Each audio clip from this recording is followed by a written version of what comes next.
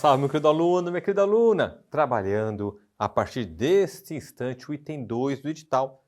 Estamos trabalhando com os colegas a validade das normas jurídicas no direito previdenciário. E o colega precisa saber a diferença entre lei ordinária e lei complementar.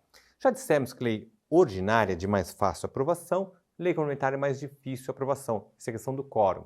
O quórum de aprovação na lei complementar é o quórum de maioria absoluta, é o total dos membros integrantes da Casa Legislativa. Ao passo que a lei ordinária exige maioria simples para aprovação, é a maioria dos presentes, ok? Pois bem, dito isso, o segundo aspecto importante para diferenciar lei complementar e lei ordinária é que a lei complementar ela é necessária quando a Constituição exigir. A Constituição, para certas matérias, exige lei complementar. Exemplo, começamos a exemplificar no bloco anterior. E o colega precisa saber disso, porque na prova o examinador vai dizer, olha, tal tema, só por lei ordinária ou pode ser só por lei complementar ou pode ser lei ordinária? Ele vai colocar essa questão para a sua análise na hora da prova. Então vamos lá. Por exemplo, nós temos, existe lei complementar dos estados e dos municípios para dispor sobre idade mínima para aposentadoria nos regimes próprios.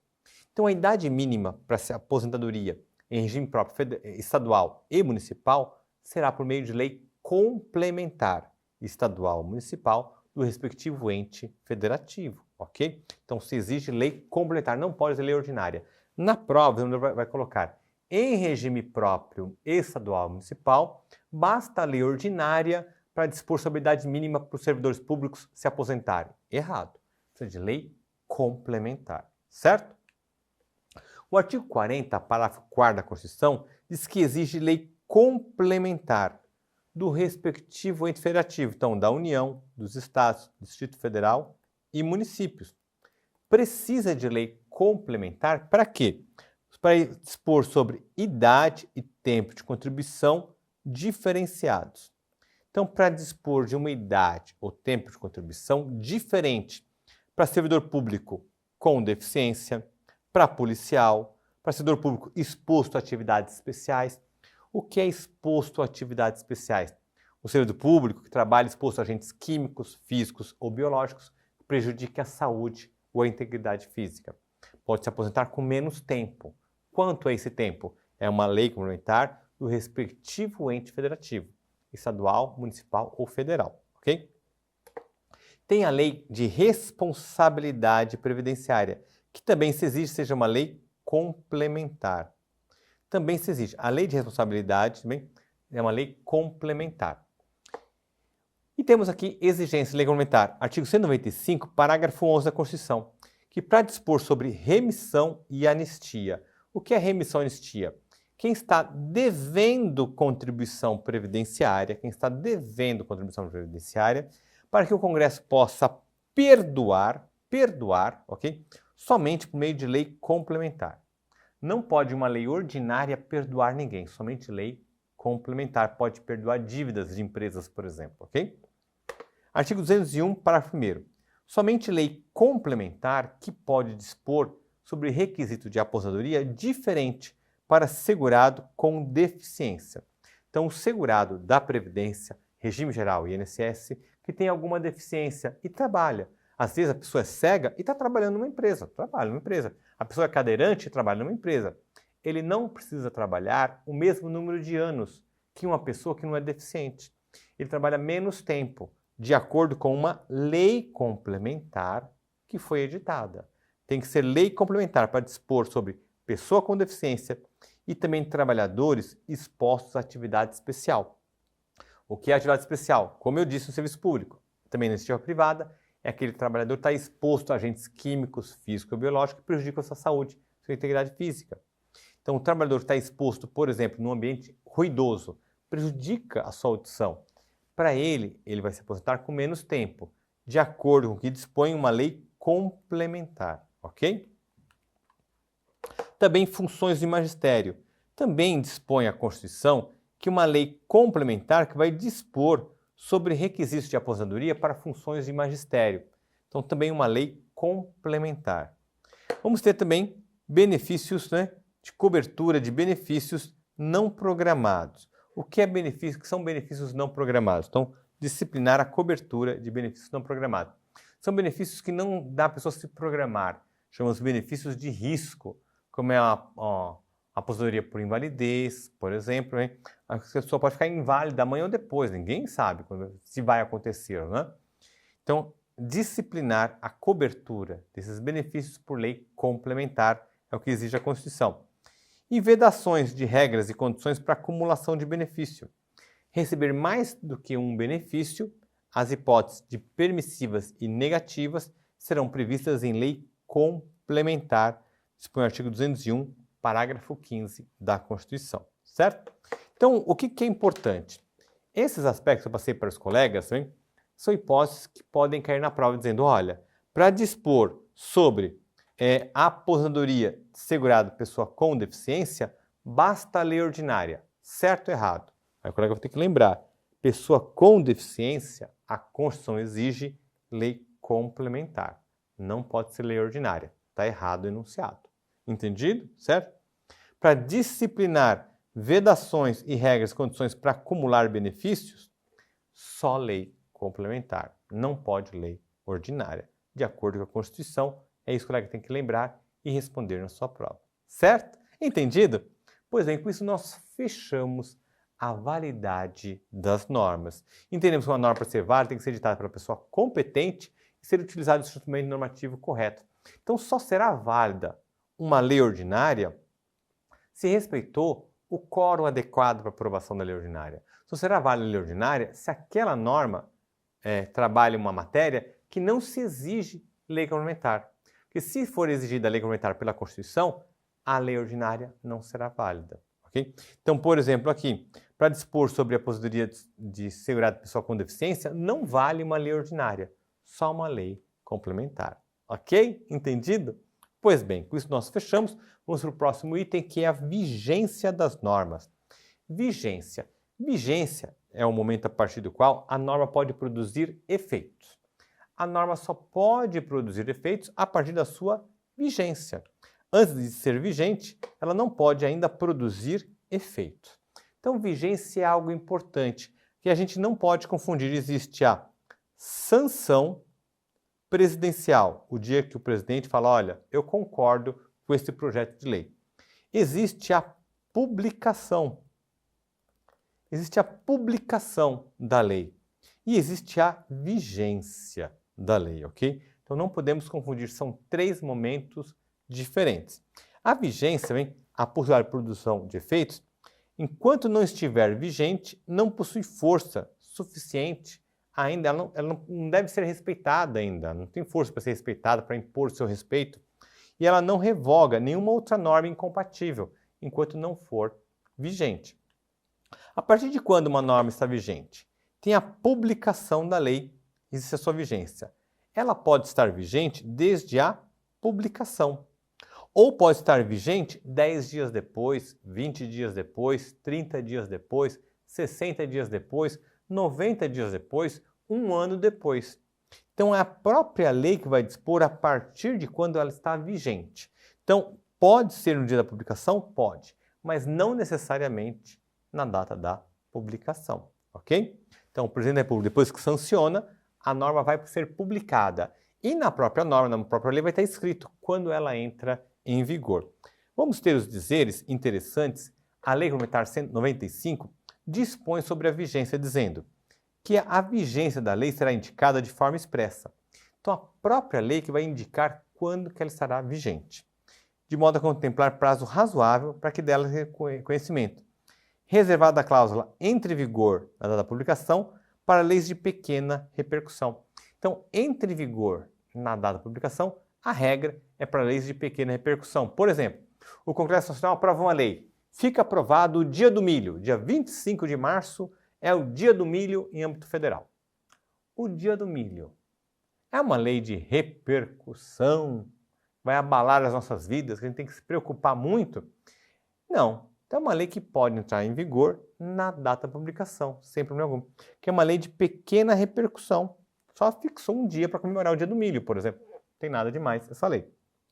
Agora, existem leis que de fato impactam muito. Por exemplo, o Código Civil. O Código Civil brasileiro, quando ele foi publicado, consta que ele só ia entrar em vigor um ano depois. Um ano depois.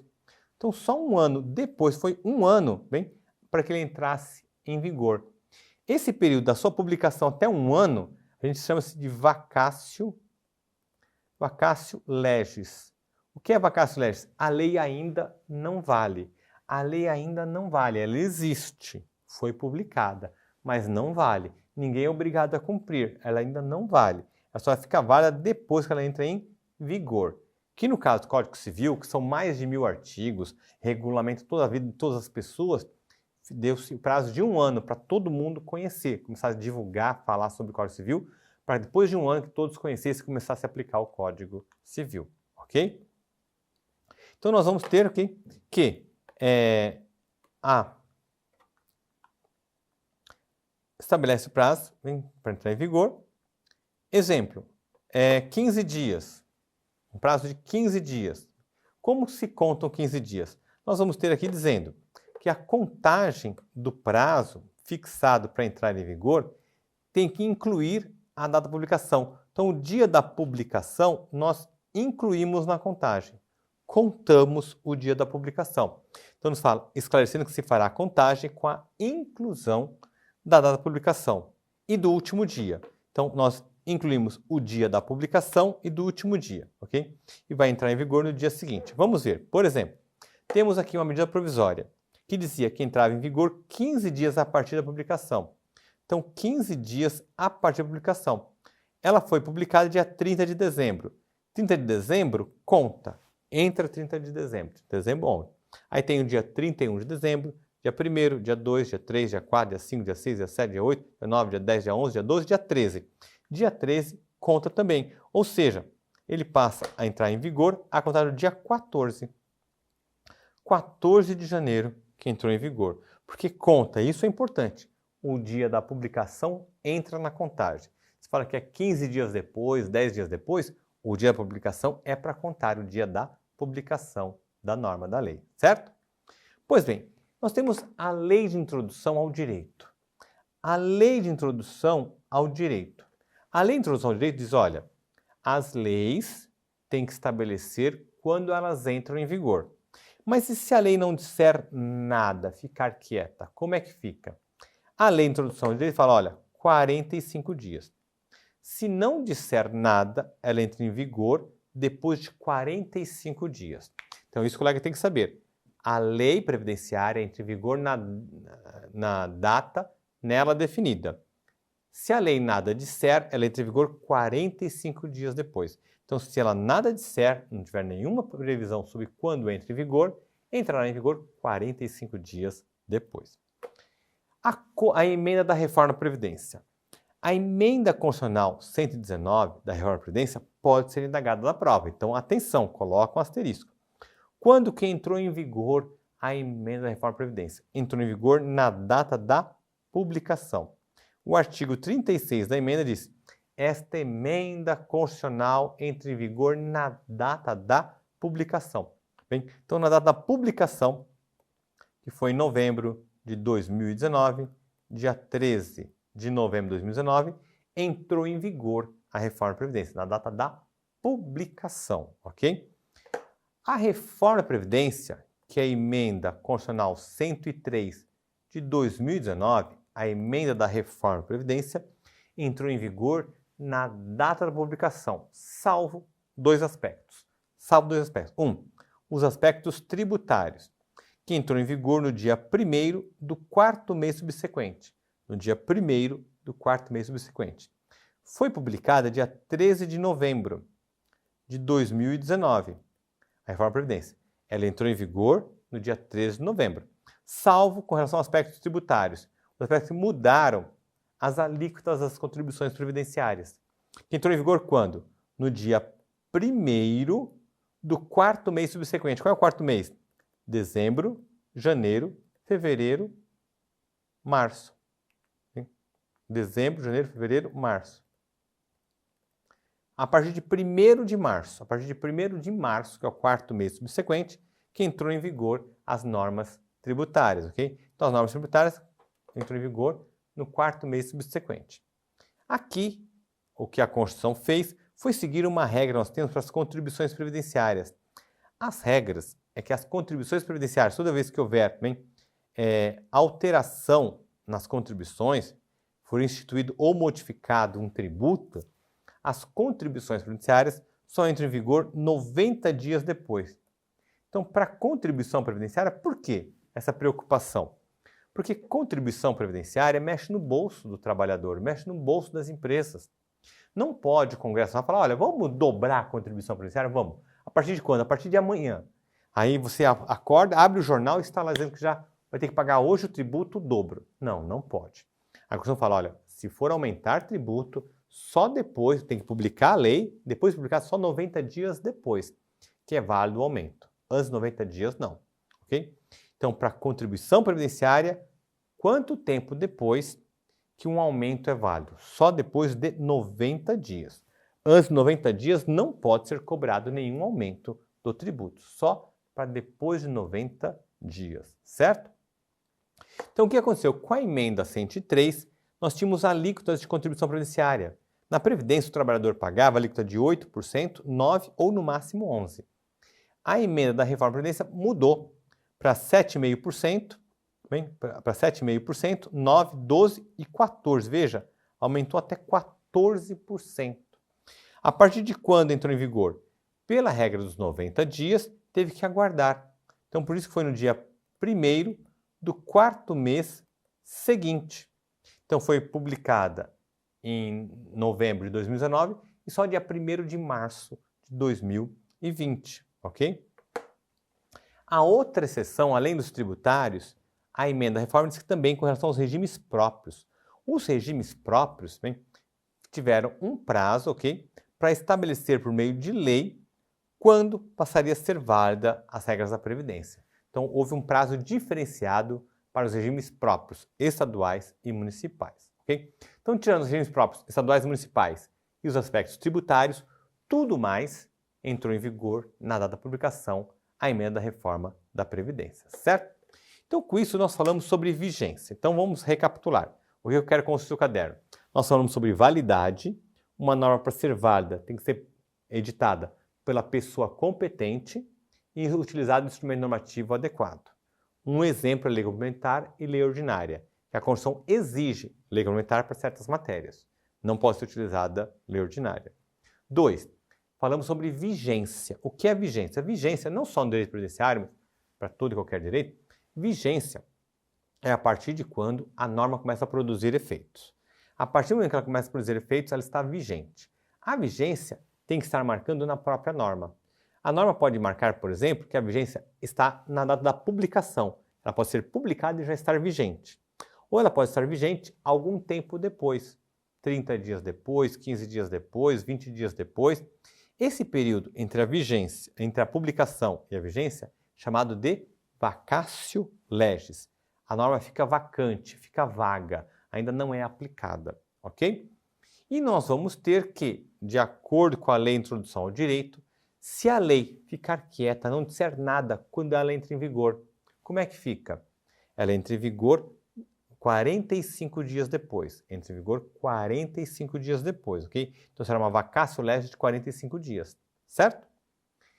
E a entra em vigor na publicação deve ser reservado para normas de pequena repercussão, diminuta repercussão, ok? E temos também que lembrar os colegas que as normas no direito previdenciário, que envolvam aumento de contribuição previdenciária, somente podem entrar em vigor quando? 90 dias depois. 90 dias depois. Chama-se regra da noventena. Noventena. O que é regra da noventena? Que só pode cobrar uma contribuição previdenciária em valor maior depois de 90 dias de publicada a lei. Então, primeiro publica a lei, todo mundo fica sabendo, e 90 dias depois é o prazo que tem o contribuinte para guardar dinheiro para pagar o novo valor do tributo, ok? Ele não pode ser surpreendido com um valor novo já por dia seguinte, não. Publicada a lei, só 90 dias depois que pode cobrar o novo tributo mais caro, certo? Entendido? Então, a vigência, isso é importante, o colega saiba desses aspectos para a sua prova.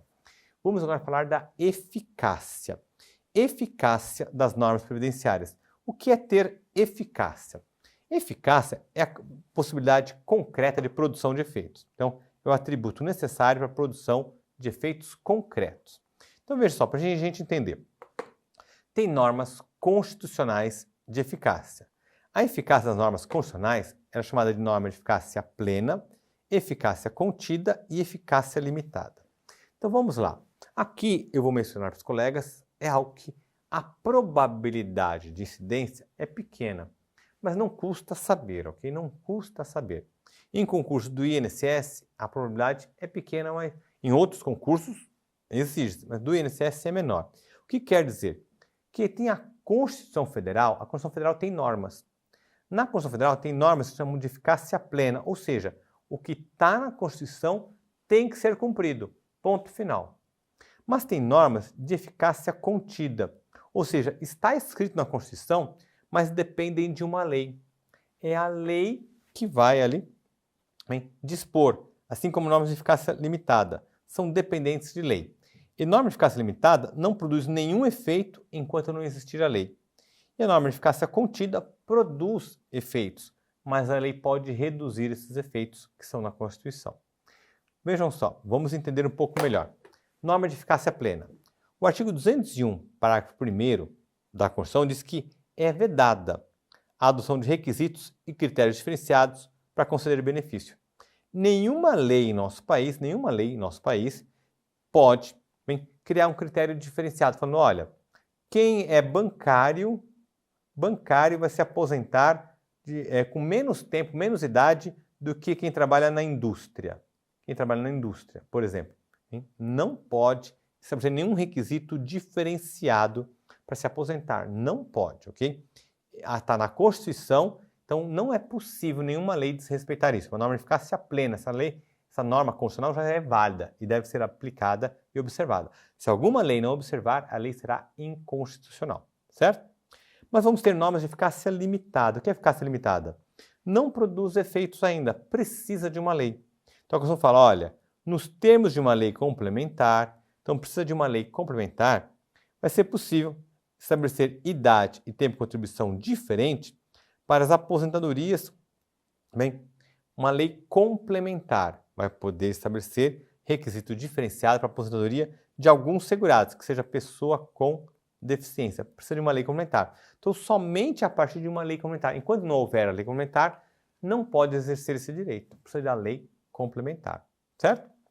E vamos ter normas de eficácia contida, que está escrito na Constituição, mas a Constituição permite que uma lei reduza, fale menos do que fala na Constituição, certo?